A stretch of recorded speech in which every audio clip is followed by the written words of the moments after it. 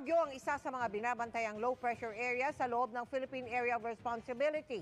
Pinangalanan niyang Bagyong Dante na hahatak sa habagat at posibleng magpaulan hanggang sa mga susunod na araw. Bukod dyan, may dalawang LPA o low-pressure area pang binabantayan sa loob at labas ng PAR.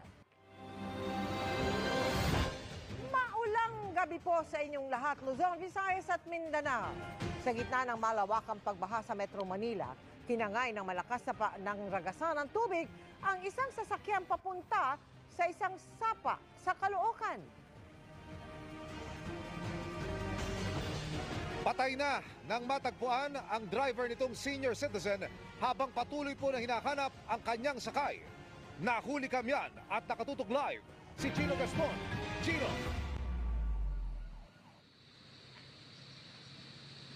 Mel Emil, patuloy pa rin hinahanap ang isang babaeng pasahero ng isang sasakyang nahulog sa isang sapa dito sa Camarin, Caloocan sa kasagsagan ng malakas na buhos ng ulan kagabi.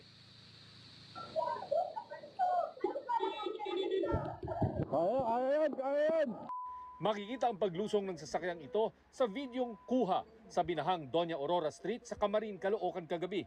Bagay na ipinag-aalala ng mga saksi. Paawit, dire-diretso, harake mo, babanggain ka pa nun.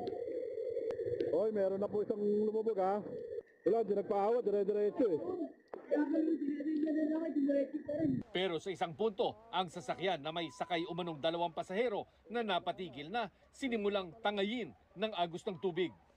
Bigo ang mga residenteng mahabol ito para maitulak sana palayo sa sapa kung saan tuluyan itong nahulog.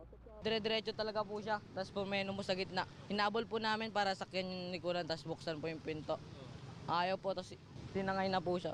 Sinubukan pa raw ng mga nagbabantay na residente na pigilan ang pagdaan ng sasakyang ito dahil malalim na at umaagos pa ang tubig papuntang sapa. Pero sa hindi malamang dahilan, hindi raw ito tumigil. Nang matagpuan ang sasakyan sa bahagi ng sapa na dumaraan sa isang subdivision, UP na ito at wala na ang umano'y dalawang sakay nito. Nakita ko marami ng tao dito, may mga ambulansya na, taga City Hall, mga rescuer. At ang kotse nga nandun na sa ilalim ng tulay. Sinusubukan na lang itaas at sinasabi na yung tao daw nasa loob. Pero nung nakuha nila yung kotse, wala naman pong tao. Kaninang umaga naman nang matagpo ang patay na ang 60 anyos na umano'y driver ng sasakyan na si Ricardo Donasco.